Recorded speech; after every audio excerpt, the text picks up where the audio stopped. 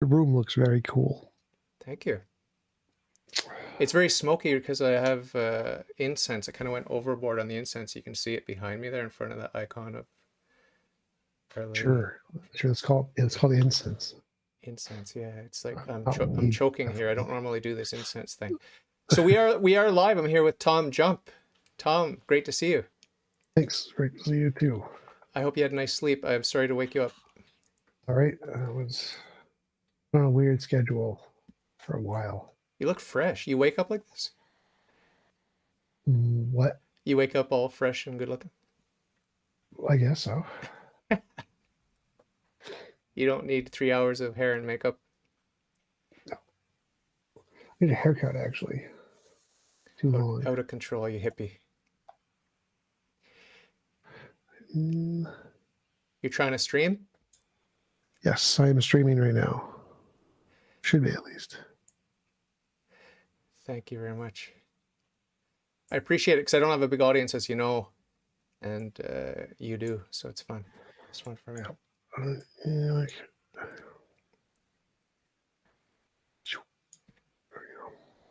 that's close enough. Is there a way to switch the position, like make my face on the left or the right? Or do you have to do that on your end? Do I have control of that? Is there a way to do that? Let me see. Usually the other one's just like click and drag. I can make you big. Click and drag, click and drag. This is Google Meet. Google Meet. I'll just make you big. Well, no, I don't want that. I want to have both our screens, but I'm like, it's like I'm looking the other direction. Because normally I have it like I I'm on see. the. I see. I see. I see. Uh-huh. I wonder I wonder if we leave the call and then you join first, no? Too much work. Forget it. Okay. We'll just pretend you can't bear the sight of me and you're looking away just to avert your Yep. eyes. Yep.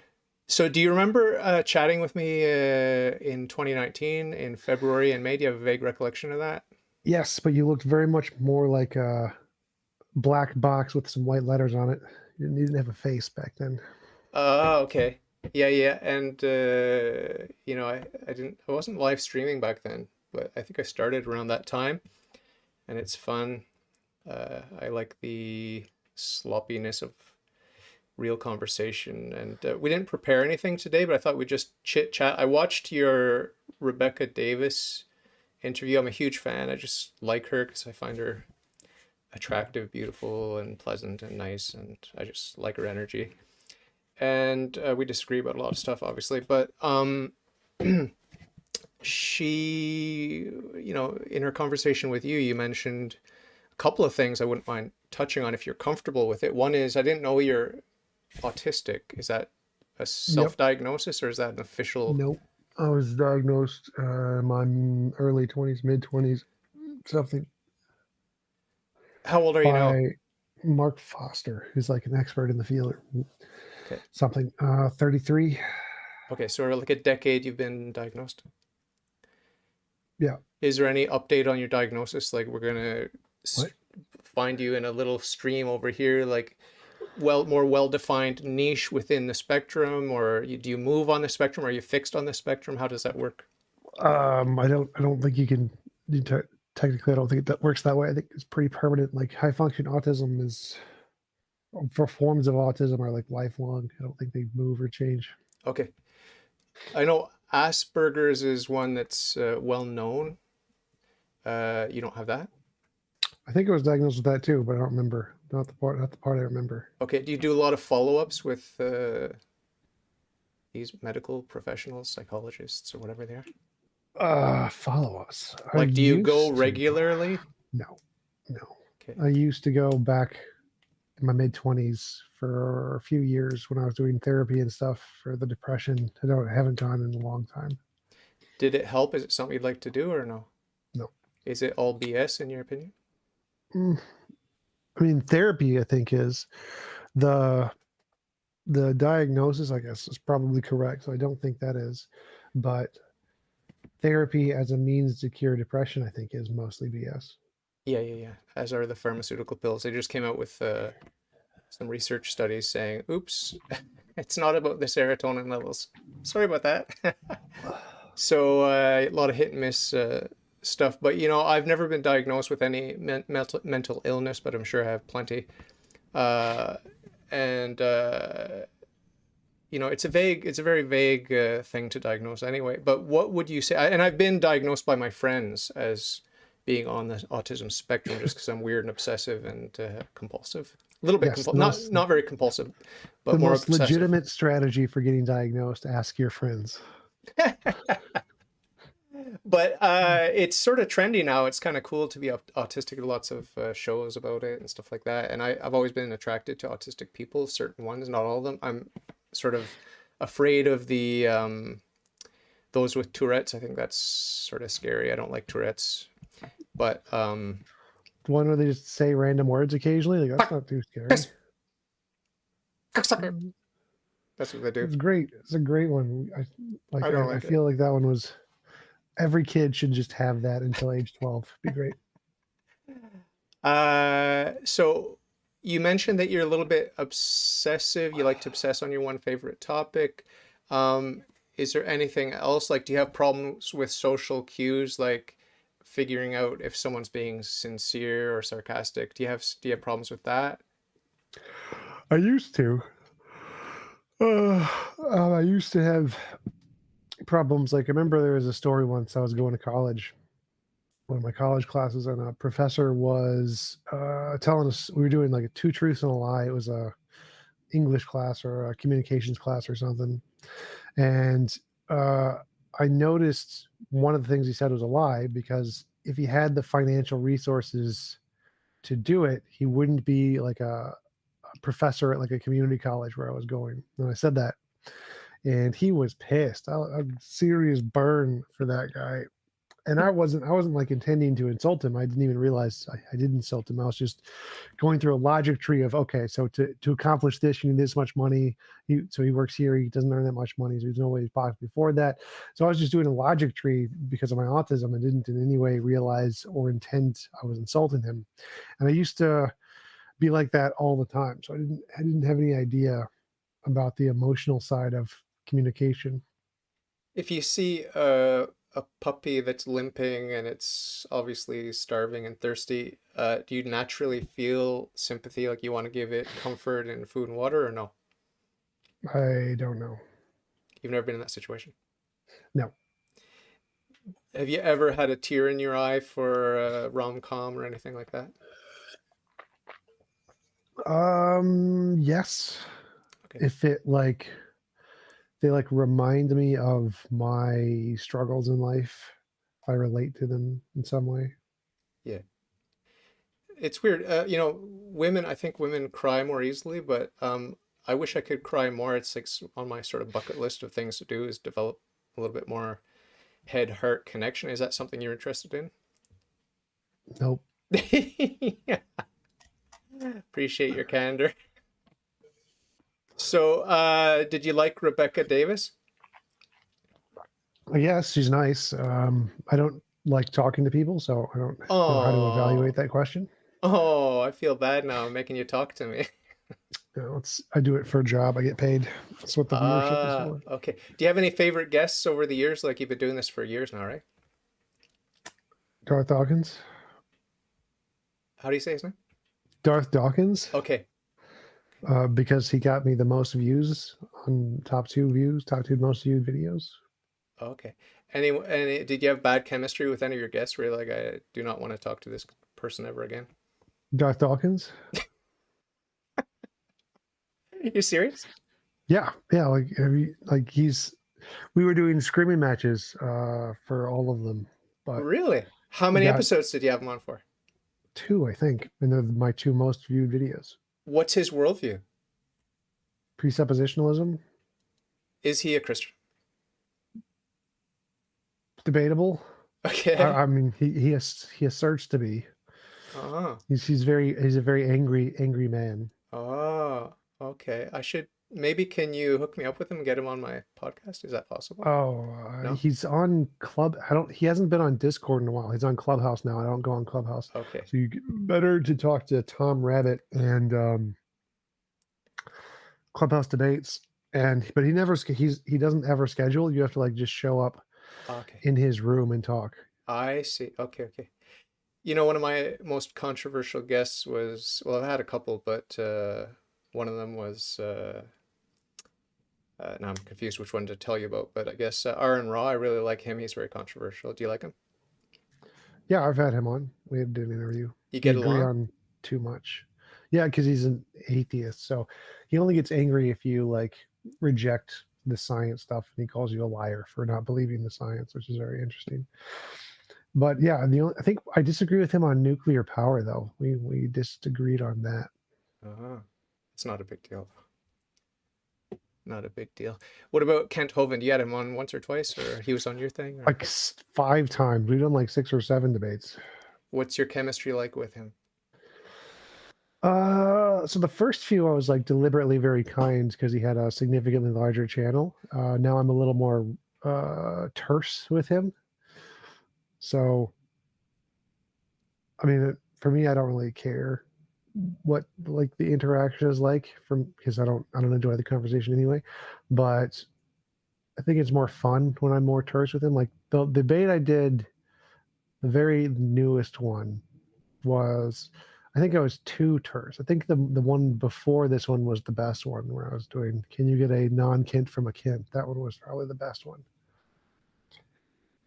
You mentioned also with Rebecca, because I don't watch a lot of online content, so I don't watch a lot of your content or anyone else's content. I just don't enjoy watching videos. But you know, I've got listeners and followers of my podcast, not very many, but they all send me videos and stuff. It's like if I wanted to watch videos, I'd have an endless stream of stuff to watch, but I just don't enjoy it too much. But Rebecca did mention that, or you mentioned when you were talking to Rebecca that you had a girlfriend and she was super hot and then she dumped you. Is that too painful to talk about that?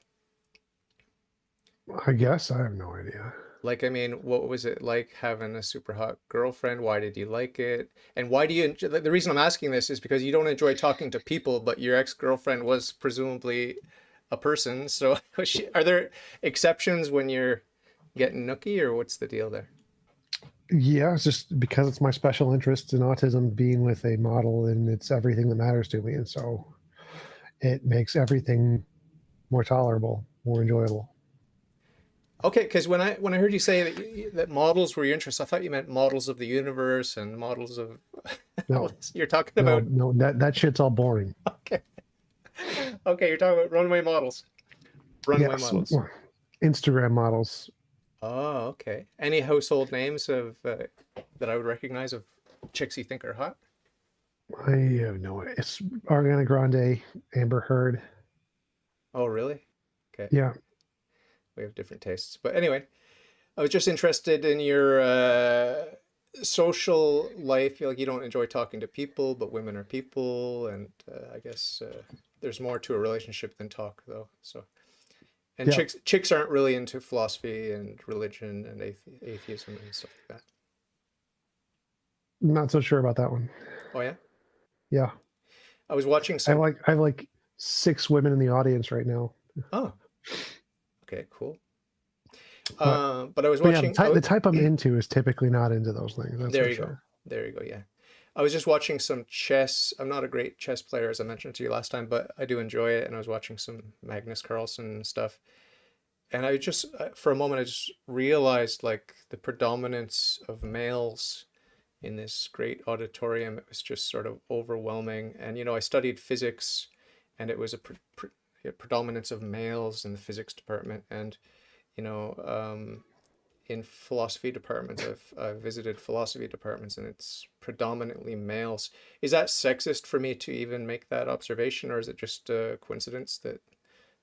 Well, it's a fact, and there's people on the left. If there are facts that go against their narrative, they're going to call it sexist or racist or whatever, which I think is wrong. But yeah, it's true. Yeah, there are more men in different kinds of fields, specifically physics and chess and things.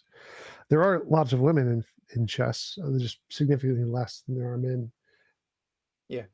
And surprisingly, the women who do play chess are actually like really attractive. It's weird. Ah, It's like you just go to women chess, FID or FIDE for the women's chess. A lot of them are like really attractive. ah. They got the good Same with genes. like, because I go to a chess club, and the women who go to the chess club are like attractive. They're fit, intelligent, not like overweight or anything. It's really weird. Is that an option for you? Like a chess girl, is that an option for you with your No, they're not to my standards. okay. You got high standards. What about race? Do you think Naomi Campbell was hot back when she was I younger? don't even know who that is. Supermodel, black. Is there a race thing where they have to So I be don't white? actual supermodels. I don't find attractive. Like there's one was Miranda Kerr. Like she's like the only actual supermodel Okay. who I think is hot. Okay. I'm more into like the Instagram model type. I see. Girl next door, hot. Sure. Do they have fake boobs? Do you like fake boobs? No, I like small boobs. Yeah, me too. So, what about race? Is it a deal breaker if someone's got dark skin? Typically, I don't find like African American as attractive. I have gone on a few dates with some like really attractive, the most attractive African Americans I've ever seen, but I don't find the facial structure as attractive. Okay. Does that mean you're racist or no? Maybe, don't know, don't care. What beauty rating do you give yourself on a scale of 1 to 10, 10 being the hottest possible? 5. No, you're 6. 6 point, 6. 6.5. 6.5. I'll give myself a 6, you're 6.5. But it's a subjective rating. So do you have a best friend in real life? Nope. Oh, you don't want one? I don't like talking to people. Remember? Okay. But you do it for a living. Have you got any techniques for improving your mood when you're grumpy and depressed?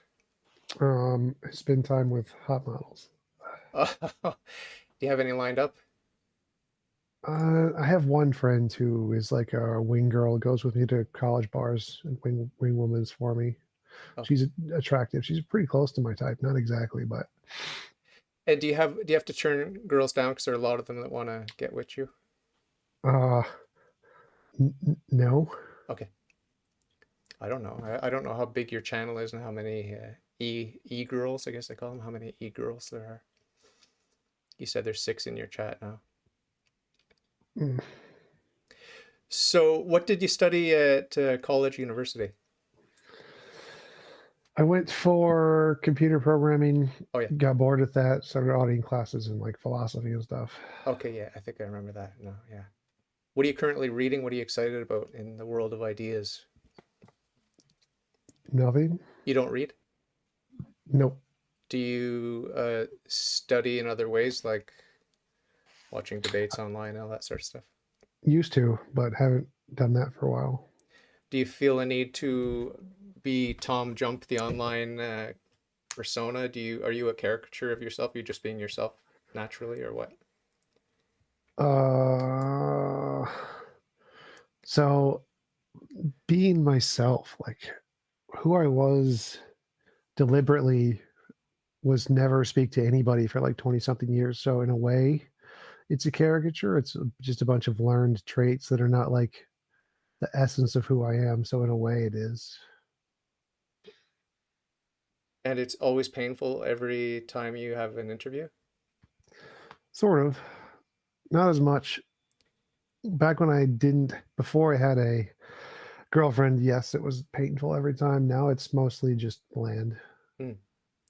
It's like the those video games where you just have to grind through those grindy bits and stuff like that. Do you play a lot of video games? Used to, but not anymore. Now I'm focused on social stuff, trying to go out more. Ah, okay, okay. So you're actively fighting against your inclinations. Yep, and have been for many years, 2 decades almost. Cool. Very cool.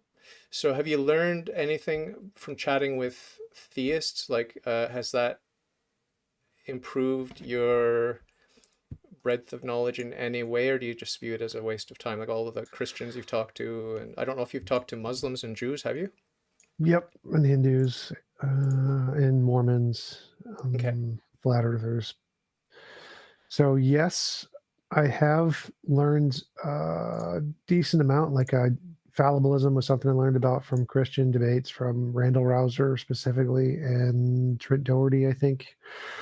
And that updated my position quite a bit, learning that the position of fallibilism versus infallibilism and looking up different papers of the consensus views in philosophy and physics.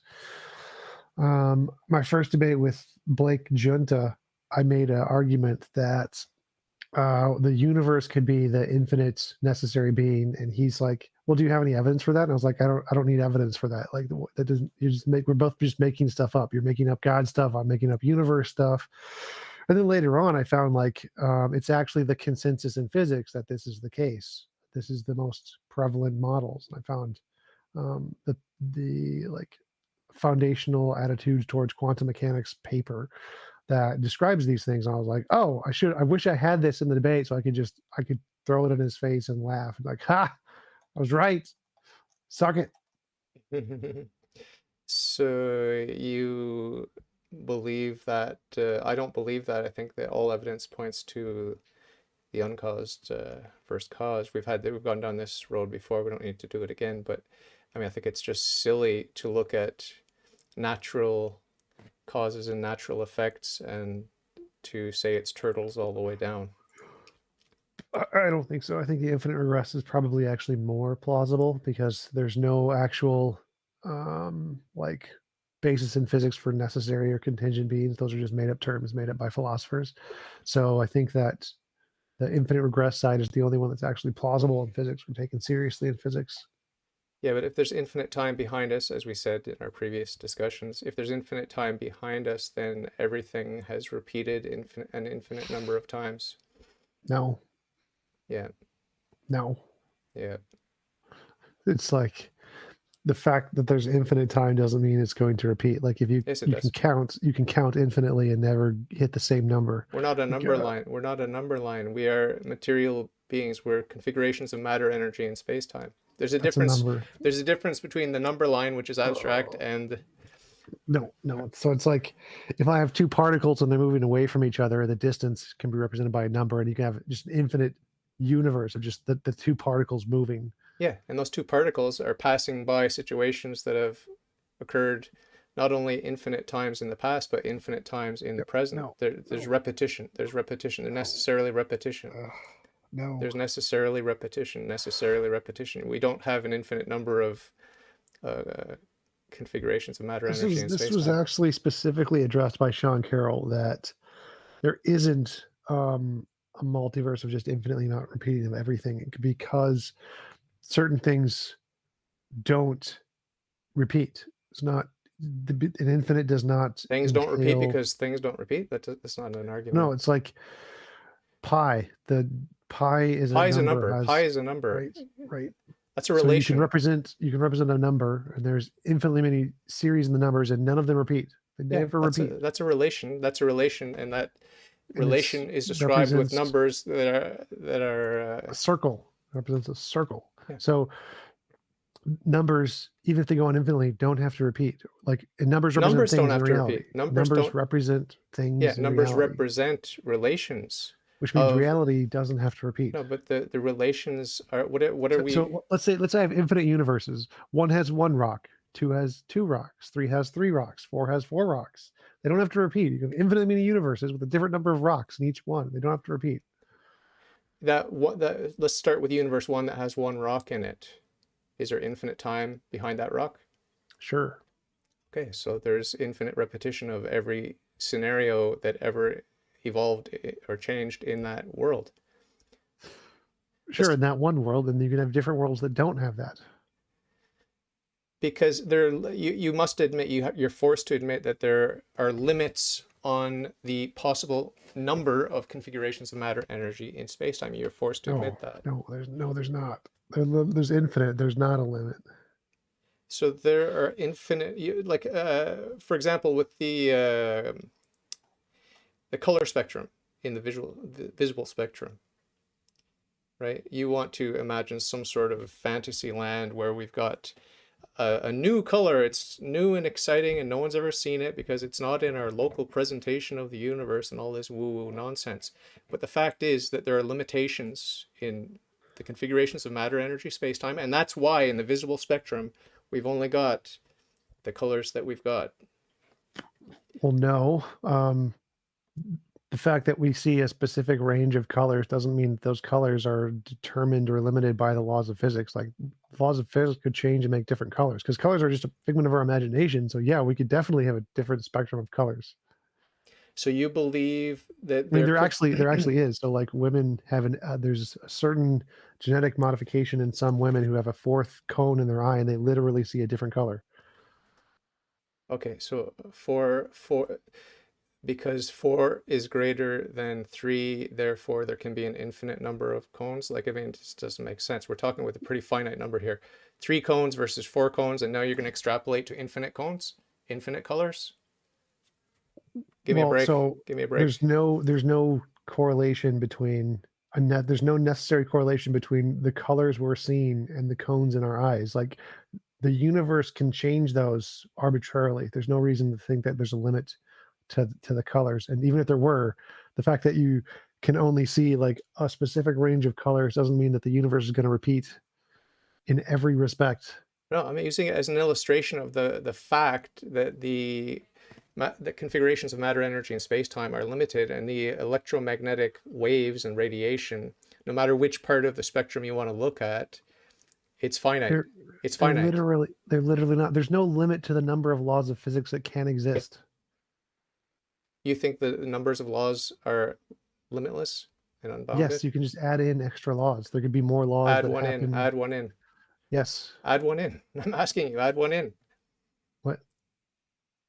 Let's see it. Okay, I'm going to add in a moral law of physics where morality is real. It's going to be the T-jump law. There you go. Added a new law. Okay, but it's just your fantasy. It's just a pure fantasy. It's not you. You can't add a law to nature. You can't. You can't, and I can't. What? You're unable to. You're able to talk about it, Tom. You're able to fantasize like, hey, I could make a new law of nature. Jump law of add morality to physics. You can fantasize about that, but it's a fantasy. It's a fantasy. It's not reality. It's not reality. You just made it up. You just made it up. So if there's an infinite past, that doesn't mean the infinite past has all of the laws we currently have today. That's not what it means. Says who? There's no logical necessity. You don't have a reason. You don't have a reason to say because that you just made it up. You have made up the idea that the infinite regress entails the same laws as today. That is something you have made up, and that isn't the case. We don't know what is entailed in the infinite past, other than the infinite past. The infinite past may have changes in the laws of physics, or new laws of physics, or less laws of physics. Infinite past does not mean all things must remain the same as what we measure today in our universe. No one even thinks that's the case. Time and space began at the Big Bang, and something else preceded it. Time and space are emergent. That's the consensus in physics. So no one thinks that the laws of physics, as they are today, have always been the case. Gravity used to be repulsive at the early universe. Goose early universe inflation. Nobody thinks the laws of physics, as they are today, have been the same past eternally. It's not a thing. Yeah, but the fact that we live in a well-ordered cosmos, that's what cosmos means, well-ordered universe. The fact that we could do natural science, the fact that it's well-ordered means that it's always been well-ordered, period. It's always been well-ordered. Therefore, the laws follow? Yes, it does follow. What? Yes, it does follow. Oh, like it could literally have just been complete randomness prior to the Big Bang. There is no randomness. There's no such thing as randomness. Yes. You're positing now uncaused effects, Tom. Yes, which are also the consensus in physics. Literally the consensus in physics. You're giving way too much respect to these atheistic morons. Way too much. Stephen Hawking and Sean Carroll. He's a moron. They're morons. They're morons because they don't understand philosophy. They don't understand metaphysics. Yes, the physicists who've literally measured it and have testable predictions that confirm randomness. They're morons. Yeah, well, you could be good at natural science and really bad at philosophy. That's just the way it is. Pick up a popular science book from the last century and just read the nonsense that the layers of interpretation and woo-woo that they're piling on top of good, clean, empirical science. The science is good. The science is good. The fantasy world that they live in, where there's no God and they're uncaused science effects. is good, but the implications of the science, not good. The false implications. The false implications. The false implications. How can you tell which ones are the false ones? Because you're just making stuff up Metaphysics. too. Metaphysics. What metaphysics is Metaphysics. just the description of what the ultimate principles of Metaphysics. reality are. Metaphysics is the basis of natural science. So you can't have natural science without making the axiomatic metaphysical assumptions upon which the natural sciences are built. The principle of sufficient reason, Right. the principle No, of no. So proportionate causality, the principle of PSR is causality. rejected. PSR is The rejected by the majority of philosophers. It's not taken seriously. well, humans are free to reject whatever they want. They can say a man is a woman is a man, and I can identify as a pink cow if I want to, and that I'll get applauded for that. I'll get promoted at every step because that's the crazy world we live in. But you need to have yourself grounded in something other than just the spirit of the age, which is demonic and confused. We need metaphysics. We It's need more that metaphysical the principles. PSR is dumb. It doesn't make sense. In physics, it has no basis. No one in physics takes the PSR seriously. In philosophy, it's been debunked by basic the logical possibility of brute facts. There's easy ways to debunk the PSR. It's not, which is why the majority of philosophers don't accept it. If you want to argue for uncaused effects and you want to argue against the PSR, then you're arguing against natural science, period. No, literally not. Okay, so give me your elevator pitch for the PSR is not universally valid. Brute facts are logically possible. That's a good one. I like that one. Second one, randomness has been confirmed as a law of physics. That one also that's also a good one. So both physics and philosophy both debunk the PSR, which is why, like I think less. It's like 31% or something of philosophers accept the PSR. Like a third Yeah. of philosophers. The remnant, yeah. The remnant. You ever read the Old Testament? Yes, multiple times. I read it all the time. I It love the was part of the bears killing the kids for making fun of the bald guy. Epic philosophy in that book. there's always a remnant. Don't go with the herd, the stiff-necked Oh, herd. what's Don't that? go with the herd. The PSR is the principle of sufficient reason, Logan. That's what we're referring to. Principle of sufficient reason. So let's say that you're a scientist in a laboratory. Okay, I can prove the PSR very quickly and easily here to you using common sense. So you're a laboratory technician. I can prove the universal validity of the PSR using common sense in 2 minutes. Okay. Common sense, the greatest proof of universal metaphysics. Well, ever. you be the judge. You be the judge. I'm going to place you in a hypothetical situation, and you be the judge. Okay, so you're in a lab with your lab coat, and you're doing chemistry or physics or whatever. You're doing your experiment, and you observe something, and your colleagues all say, "Hey, I wonder what happened. I wonder what the cause is for that. I wonder what the reason is for this phenomenon we've observed." And you just turn and say, "It's just a brute fact. Don't worry about it. Don't look into it. Whatever." Are you a better scientist or a worse scientist than your colleagues who say, "No, there must be a reason. There must be a cause for this effect we've observed"? Who's the better scientist? You with your brute fact, or the common sense scientists who say, "No, there's a reason for this. There's a cause of this effect. Let's try to discover what it is."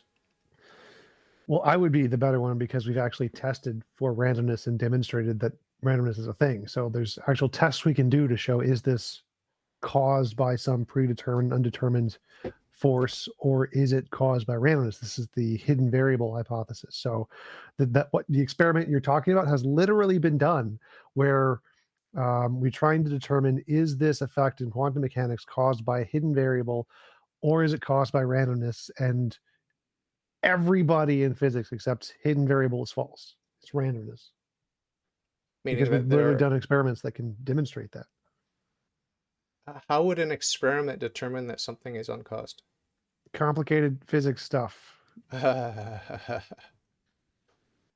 So you're saying it's better to just say it's a brute fact and to not look into the reason, the sufficient reason? Oh, no. So brute fact is the philosophy side. The physics side is pure randomness. So randomness is the consensus in physics. So you think it's better to say, "Oh, it's just random. Don't look into the reason for it." Well, no, they are looking into the reason. They're saying, is there a hidden variable? And the consensus is no. And how surprised will you be if in the future the scientists say, "Oops, oh wow, look how smart we are today, because we figured out that 10, 20 years ago, this randomness nonsense was a bunch of malarkey, because hey, we didn't realize there's this other subtle thing and this other mechanism, and hey, this is great news. Let's pat ourselves on the back again."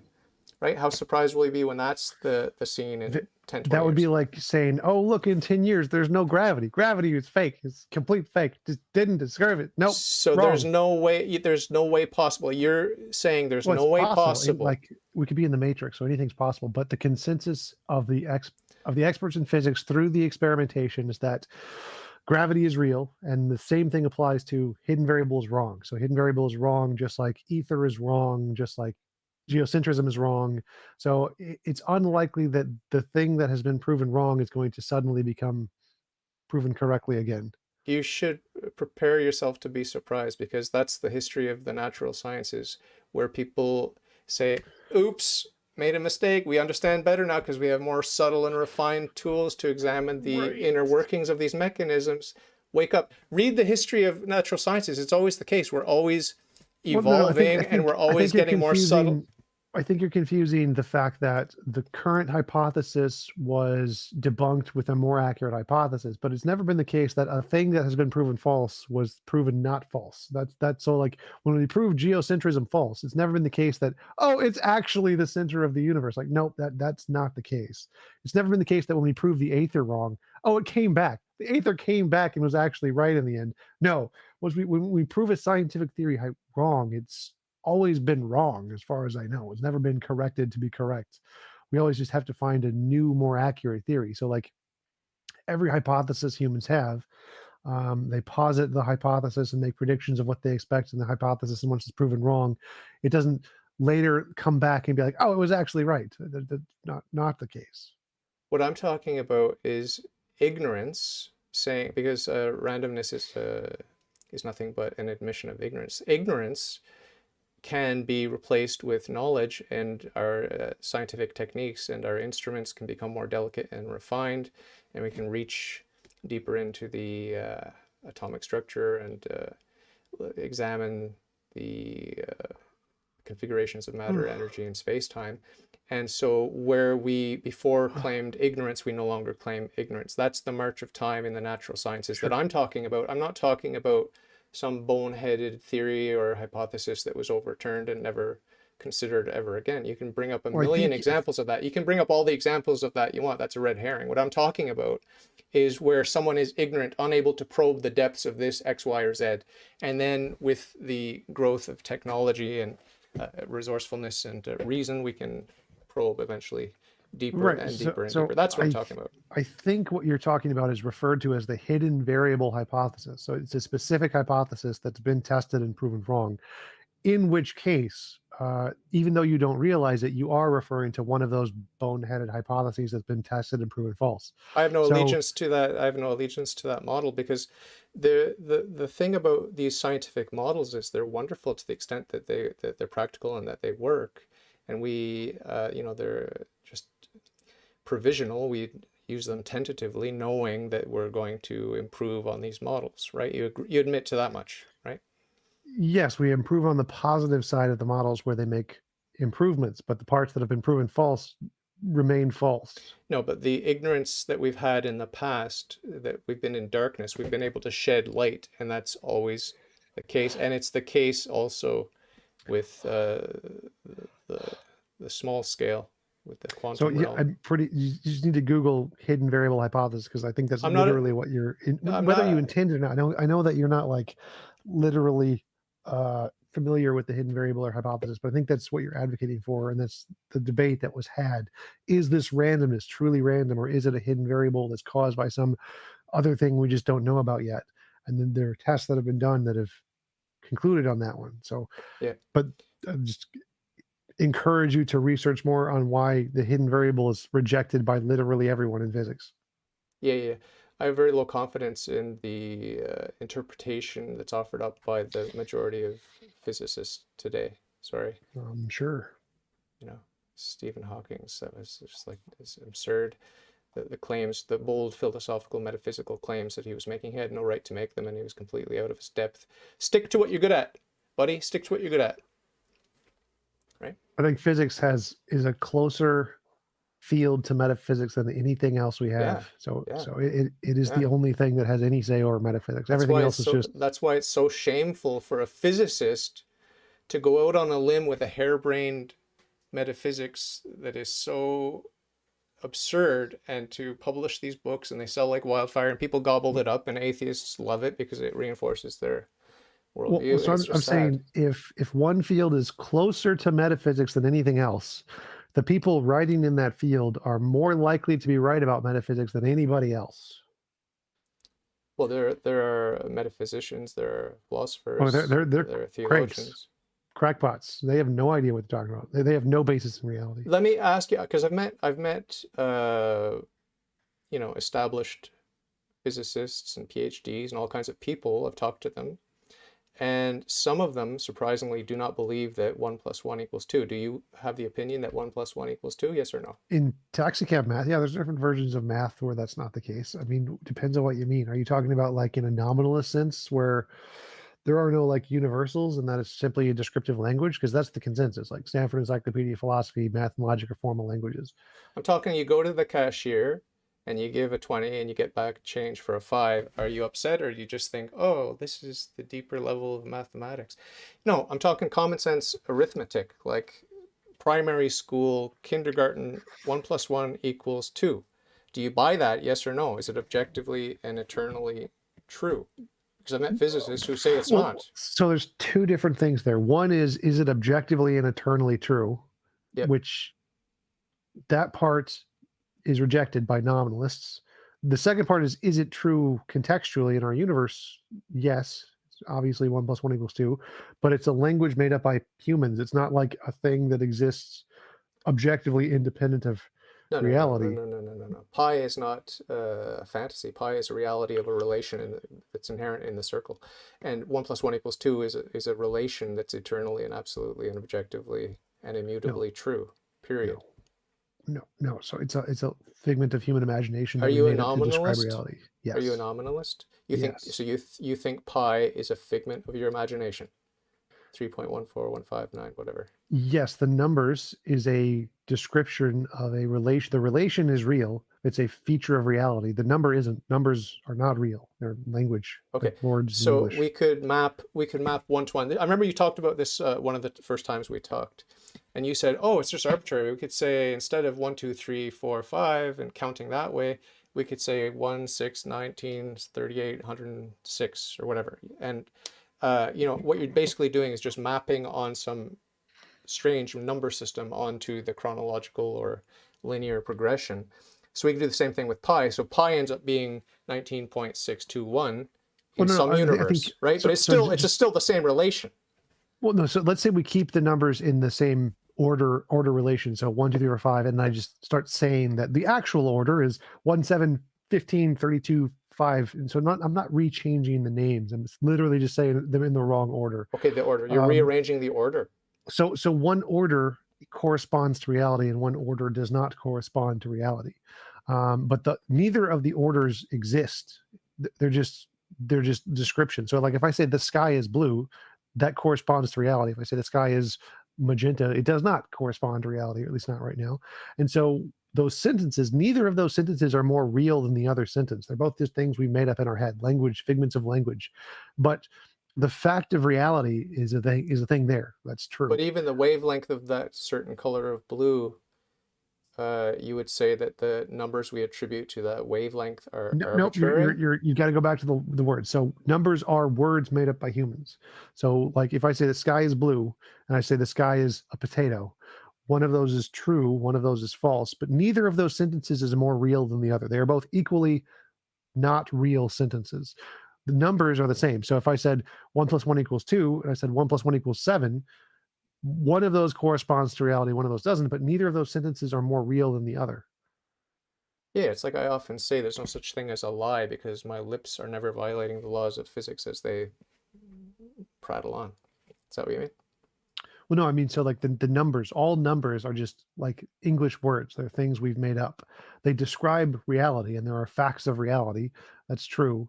And some of our language number thingies, like 1 + 1 = 2, corresponds to reality, and some of our number thingies don't correspond to reality. 1 + 1 = 7. But what most like philosophers and physicists mean when they say that 1 + 1 does not inherently or universally mean equal 2 isn't that it doesn't describe reality, it's that the numbers don't exist. It's a language of human figment of our imagination. You can use taxi cab math, in which case 1 = 0. There's different languages of math that we can use, and they don't. What matters is do they correspond to reality, Okay. not do they objectively exist. Let's say we've got a written test for children, and it's like, okay, let's say you've seen those blocks, like a square block, the cube, the ball, the cylinder, whatever, and we've got different cutouts, and there's only one appropriate slot to fit in that little cube into. So let's say you give this to a child, and he puts all the right blocks in all the right slots that fit geometrically, and that's the purpose of this cognitive test for these young children. Okay, there's no language. This child can't even speak yet. Is there something akin to your fantasy of language that you can map onto that? Well, no, those are physical relations, so there's no language there. So the objection to 1 + 1 = 2 is that it's a feature of language. Okay, so the child putting the blocks in the right hole, that would get more, that has a more direct connection with the reality of relations than someone saying 1 + 1 = 2 in language. Yes. So even if there's like one bunny with a plus sign, and a second bunny, and then an equal sign, and then there are a variety of clusters of bunnies that the child can point to. If the child points to the pair of bunnies, so 1 + 1 = 2, because he pointed to the 2 as the answer to the question. He didn't use language. Is this closer to reality than the mathematician? So plus and the equals are language. Those are figments of, those are just the symbols on the chalkboard I'm talking about. Yeah, those are language. So it's language, whether written or spoken or whatever. Symbols. Yeah, it's literally language. It's like literally like a comma or a period or an exclamation point. Or a bunny. Math is a bunny. Bunny is like an object. So, but if you have a picture of representation, you don't have a plus sign, you don't have an equal sign. You just, on one side you have 2 bunnies. On the other side of this panel, you've got different groupings of bunnies, including a pair of bunnies, which is 2 bunnies. The child points to the 2 bunnies, he gets the gold star. Is there language involved in that? Because there's a picture of bunnies. Picture of bunnies? I mean, I don't know. Is that language? I don't know. I don't understand what you even just said there. Like pictures of bunnies are pictures of bunnies. There's not necessarily a language there. No. I'm trying to get past language. I'm trying to get past language because language is a stumbling block for you. Well, yeah. So when you said there are physicists who say 1 + 1 doesn't universally mean 2, what they're objecting to is the language part, not the relations part. We agree the relations in reality are relations in reality, but the only part that we object to is the language part. So yes, relations in reality are true. Yes. Yes, eternally, absolutely, objectively, and immutably. Sort of. Okay. So if you're willing to admit that, I don't know why you're not a monotheist, because God is that standard of truth and goodness by which you judge. Because that's gibberish. So like the fact that there are relations in reality doesn't mean there's a God. Well, there are many reasons why we know with certainty there's a God, but what I'm saying about you psychologically, right now is the fact that you're willing to admit that there's an eternal, absolute, objective reality. Yeah, everyone thinks that. Most people think that.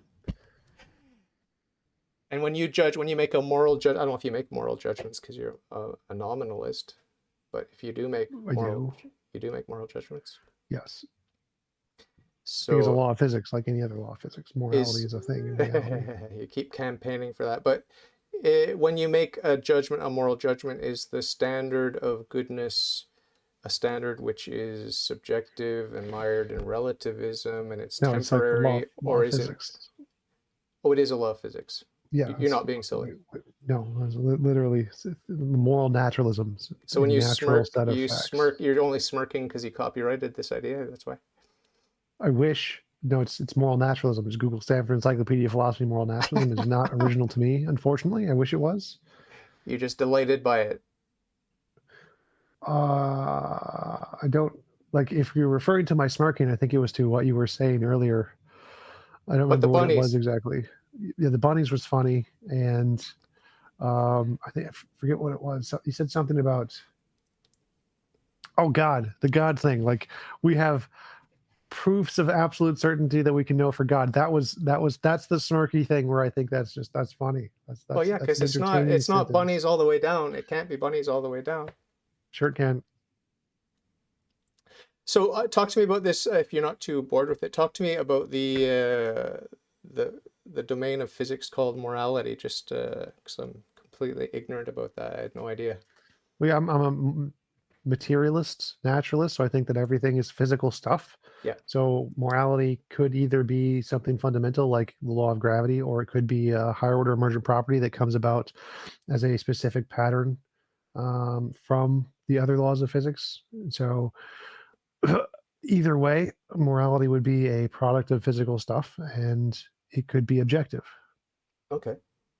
Do you prefer that it's unchanging and eternal and objective and absolute, or do you prefer that it just keeps giving us moving goalposts so that, you're wrong this week, the moral rules change, buddy.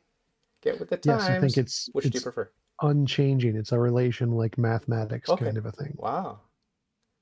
Wow, you're not far from the kingdom, my friend.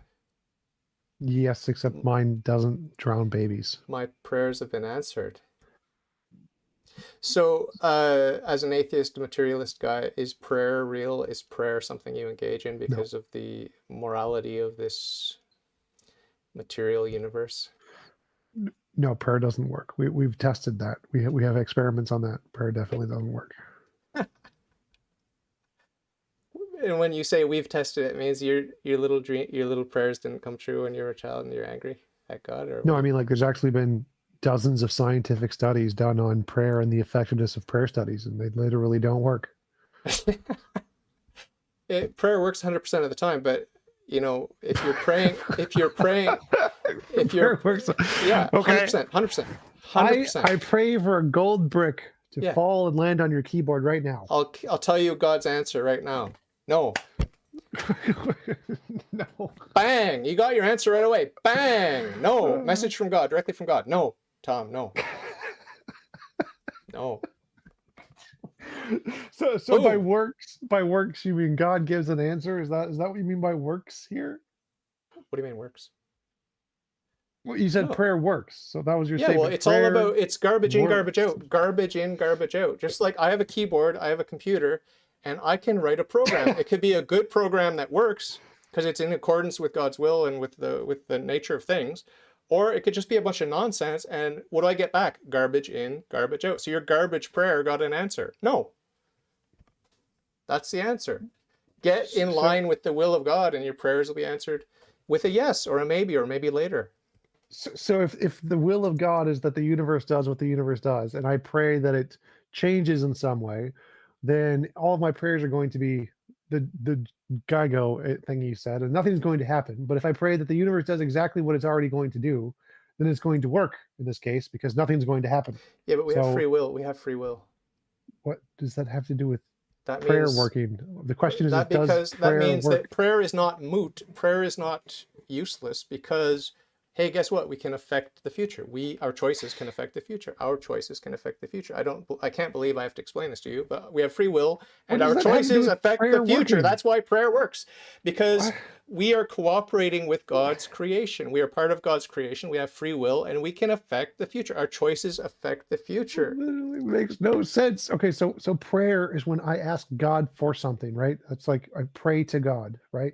That's one form of prayer. You should, if your prayers aren't working, if you're not getting good results from your prayers, it's probably because you're starting with these petitions. You should start with thanksgiving. I love you. Thank you. Sorry for my sins. And then, hey, can you do me a favor? Can you put the golden retriever on David's keyboard, please? That's great. That's great. But so a prayer can't be a result of free will, because if free will does prayer, then you don't need to pray. You just do it yourself. So God doesn't need our prayers. God doesn't need our prayers, but we need our prayers. Not following the arguments. The argument is for prayer to work. Yes. What it means is that you have to ask God for something, and He has to do something in return. If it's just you doing it, then you don't need to ask God. The first step 1's done. You just do it yourself. So there's no prayer in I did it myself. So prayer is literally you ask God for something, He does something differently. For it to work, those two things are kind of important. So if I don't ask for God, or I don't ask help for God and He just does it, that's not prayer. Hey. If I do ask for God and He doesn't do anything, well, then the prayer didn't do anything. Yeah. So for the prayer to work, I have to pray, ask for God for something. He has to acknowledge this and then do something in return. No, Those are the two features required for prayer to work. you need to Free think about, will yeah, has nothing to do with any of that. sure it does. We need to freely choose to ask God to help us with the stuff we want help with. Like, for example, when I asked you to give me Darth Dawkins' contact information, it's like, yeah, I can go look it Freely up myself, choose. whatever. But it's like you know him, so there's like an opportunity for me to use your connection and get me a connection with this guy. Didn't pan out. The answer was basically no, do it yourself. But I accept that. But it's the same thing with anything. We have free will. We can ask those around us to help us. Like, hey, you have access to your workplace. You work somewhere that has a lot of, you work at the library. Can you get me in there? Even though it's a very secretive library, can you get me in there? And the guy will say yes or no, right? So it's that relationship thing. It's like we have friends in high places, and we can open a lot of doors. And God is our friend in a high place, and he can open those doors if we ask him. And if we are in his good graces, he can help us, and he wants to help us. And that's what prayer is, and it's intimately connected with our free will. We have to freely ask him to help us and to give us the strength to do what we want to accomplish. Like if you have any problems, like for example with your social life or whatever, you can ask God, like, hey, give me the strength, give me the wisdom to improve my whatever it is with my autism or whatever, like we were discussing earlier. Like you can do that and you'll see the results. You will see the results for sure, for sure, for sure. That has nothing to do with my question, but okay. Super chat from P. Bathulu. If we can affect the future, does the deity know the outcome beforehand? Of course. If the deity does know the outcome beforehand, then it's not an effect on the future. Well, to say it's beforehand is to completely miss the point of eternity. God is not spatio-temporal. He's not a creature. He's the creator of space-time. He's outside of space-time. He is not waiting for the future and looking back on the past. He sees all time. He's the master of time. He's the architect of space-time, right? So it's not like God sees it beforehand. God sees everything past, present, and future as the eternal present. Right? But we are free. We are spatio-temporal creatures. We can make choices that affect our journey, our pilgrimage here in this fallen but beautiful world. So, you really need to make a distinction. Don't make a category, Eric. God's not just a big man in the sky with a past, present, and future. He's the creator of space-time. So the question is can we affect the future? And yes. If God already knows the future, yes. then we can't change it because it's already the way God knows it's going to be. God sees right now the future choices that I will make and the future consequences of the choices that I will make and the future choices that are based on the consequences of the choices that I made and so on and so forth. Right. Can I change those? I want to change the order of those. Yes. Yes. So God knows it, and then I change it, which means it was false, which means he doesn't know the changes. He knows all the changes. He knows all the changes. I'm saying all of those things. I want to change the things he knows. So he knows that I'm going to do all of this stuff, some patterned line or whatever. I want to say, I want to change that. No, you cannot. You cannot change that. No, you cannot. So I can't change the future. You can change the future because what that is. No. But listen. You're not getting it. Maybe you're trying not to understand it, but it's very simple. We can affect the future, and the effect we have on the future is called. Wait for it. It's called the future. That's the future. There's only one future. There are no multiverses. So there's one future. If I ask, can I change the future? And you're saying, yes, what you're doing is called the future. That's called a contradiction because the question I'm asking is, can I change that thing, not do the thing as it is now? So if I'm doing the thing as it is now, that's the future. And I want to say, I want to change that so it isn't that. So the whole question is here is the line of the future that God knows, and I want to change that. And you're saying, well, you can change that by doing it. That's literally not the question. Yeah. What God is looking at is the final version of the sculpture that you're working on right now. And you're free to sculpt this way or that way, and you can change your mind 1,000,000 times per second if you have the CPU power in your brain. You can change all you want. What God's looking at is the final product. What you're in the middle of is an ongoing work, and there's a process and this and that, the other thing, and you can go this way or that way. In the moment, because you're a spatio-temporal creature with free will, you can make these decisions, and God knows that you have freedom. He gave you your freedom, and he knows ultimately what the final product will be. You're on a journey of discovery. God's not on a journey of discovery. God knows that you're bound for heaven or hell. He knows that, and he knows which one it is. You don't know. I don't know.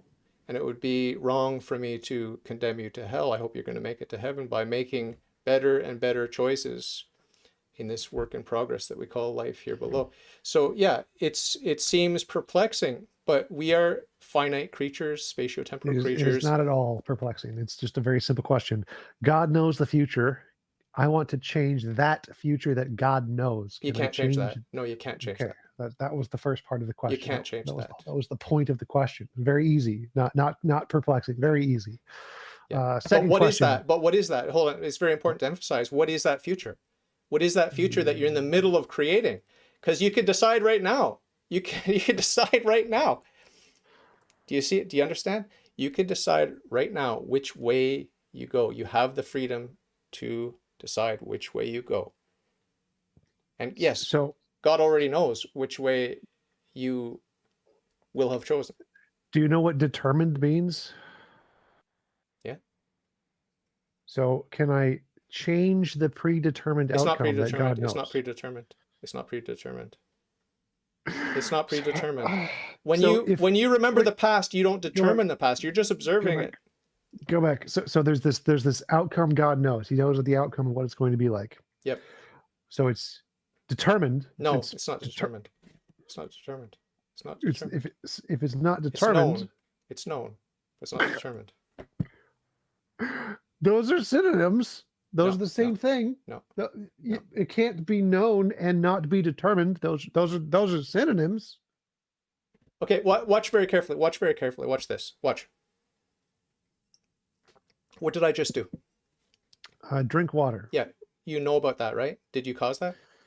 No. Yeah. So you have the knowledge, but you did not determine it. Period. Same thing with God. Right. Same thing with God. I obviously didn't. I don't care if God determined it. That's a different question. Obviously, he did. He had to create everything. But if God knows it's going to happen, and there's no way to make it not happen at time X, and it's going to happen at time X, reality has determined at time X this event will happen. It's determined in reality. No, because you're thinking about God as being spatio-temporal, looking forward. Like, hey, I'm looking forward to what's going to be the future. That's irrelevant to the argument. It doesn't matter if God is spatio-temporal or not. God could literally be outside of space-time, and B theory of time could be true. I don't care. Yeah. If something is necessarily going to happen at time X, and there's no way for me to change it. It's not necessary. That's the thing. You have the choice. You have the choice. You shape your future, and God sees the shape that you shaped it as. You chose to shape it, and he sees the shape. Let's go back to necessary. So God knows all the things in the future that are going to happen. Is there a way to change the things that God knows are going to happen? Or is it necessary? Is this necessarily going to happen the way God knows it? Or is there a way to change it so it's not necessarily going to happen the way God knows it? No, it's an absolute, eternal, immutable fact. Necessary? Is that what are those all synonyms with the word necessary? Because it's only necessary. It's only necessary from the point of view of eternity. It's only necessary from the point of view of eternity. What we're talking about, is it necessary? It's necessarily the case. All uses of the word necessary entail from the universe's perspective. Right. But when I took that drink of water and you saw it and you knew it in retrospect, you didn't cause it. I was free to take that drink of water. I took it, and now it's fixed. It's fixed. That's reality. That's part of reality. It's an eternal truth now. It's an objective truth. It's an absolute truth that I took that drink of water. I freely chose to take that drink of water at that particular time. Right? So that's where the contradiction is that if it's determined, you didn't have a choice. You couldn't not do it. Because free will means, could it have been otherwise? Could it have been otherwise? If it's necessary, if it's in the universe's perspective, it's going to happen one way or the other, and there's no way to change it, then it could not have been otherwise. I could have chosen otherwise, but I didn't. I chose that. I chose to illustrate my point by drinking water. I've debunked that. I have debunked that. Next question. If a deity is on the outside looking into reality, how does it affect reality at points within reality? God is immanent. He's truly immanent, truly transcendent. How does he affect reality? He sustains reality. He created reality. He sustains reality. Nothing can happen without God's support, without sustaining it. Right? So it's like literally everything, all the fancy physics and science and quantum stuff that you atheists love and admire so much is the activity of the angels. They're in there doing their thing. That's what I believe. That's not official church teaching. That's just what I believe. Okay. The angels dancing on the head of a pin. All right. So Randolph asks, if God can't change the future, then he's not all powerful. He could do what he wants to do, but he chose to give us free will. So He's not can in time. God? He's not in time. He's not in time. He's not in time. His will is always done. His will is always done. And part of his will was to create creatures and creation and to give the human creatures free will and reason. And So can God change the future that he knows is going to happen? no, of course not. That would be a complete contradiction. That would be like that God can't lift a stone. He didn't create a stone too heavy for him to lift or whatever. It's just like there's no weakness in God. There's no weakness where God's going to change his mind or where God's going to second guess himself. There's no weakness in God where he can't lift a stone that he created. There's no weakness or imperfection in God where he'll be angry or repent or anything like that. Even though there's plenty of talk in the Bible about these whatever. God can't do basic stuff. Got it. God's not a big man in the sky. God is God. So don't make the category mistake. God is infinitely perfect in every pure perfection. And eternity, he sees creation from the beginning to the end, from the beginning of time when he created space-time to the end, the second coming of Christ, and all eternity outside of space-time. And he's sitting there looking at this object, which is all of space-time. And he can't change it. Can't? Yeah, you said he can't go against his nature, and his nature is to leave it the way it is. Therefore, he can't change it. Yeah, he will not contradict his own will. His will was to create creation and to create creatures, including rational, free creatures. Right. So God can't change anything that his will doesn't determine to happen. He does not contradict himself. That would be a weakness, not a strength. He can't. He can't be weak. He can't be weak. He can't contradict himself. He can't be flaky. He can't be like, oh, I made a mistake. His nature determines the things he's going to do, and he can't go against that. Do you know what that's called in neurology? It's called a brain. Oh. There are two dogmas. One of the dogmas is there are more than two dogmas, but the two relevant dogmas here are that ad intra God acts of necessity, ad extra God acts freely. So within the Trinity, within the life of the Trinity, God loves himself of necessity. He wills, his intellect and his will in all of his internal life. That's all of necessity. And what he does ad extra with creation and these sorts of things, that's done with free will. So these are things to ponder as you try to plumb the depths of the mystery of the uncaused first cause. There's a lot to chew on there. And free will... Sounds like a brain. Sounds like literally just neurology. Oh, the core of your being can't be changed because it's determined by your physical nature. Oh, God! It's much deeper than that. It's much deeper because the brain is here today, gone tomorrow, and constantly in flux. So he has a magically eternal brain that is determined just like our brains are determined. No, he's pure spirit, no material parts. Spirit brain. Okay, he has a spirit brain. He's not part of matter energy. He's not a configuration of matter energy in space-time. That's great. Okay, so P. Bathulu asks, it can't be known and unknown. It can't be determined and undetermined. Yes, it does sound like a contradiction. It's known, but it's determined only in the sense that God gave us free will and he allows us to exercise our free will. And that work that's in progress now, because we are in space-time now, we're all doing this project called life and we're making choices moment to moment. And some people mess up and then they self-correct. Some people are going really well and then they mess up. It's a wild journey, life, right? And God is determined that we have free will and intellect and we can make these choices. But at the end of the day, at the end of time, it is what it is. Hey, you made your bed. Now you got to lie in it. Period. Yes, God has determined that we have free will. That's right. Not a contradiction. He has willed it. He has willed it. But he can't change his will. It's just... Yeah, we have free will, and that's a fact. That's an established fact. He's not going to change his mind.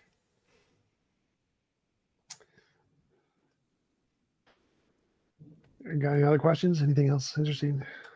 Are you talking to me or your boys? Yeah, you. No, I think we're good. It's 1 o'clock. I'll probably go eat my lunch now, but appreciate the chit chat. You seem to perk up a little bit once we started talking about God. It seems like you like that. It's much more entertaining when there are like concrete contradictions in what you're saying. It makes it much more entertaining. You got how many gotchas did you get on me? 37.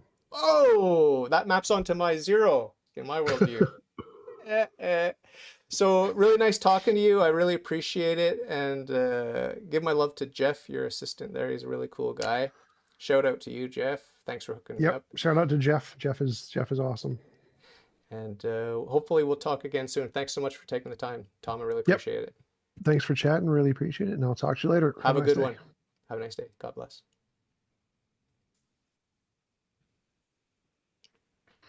All right. Peace out. Peace out, brother. Bye.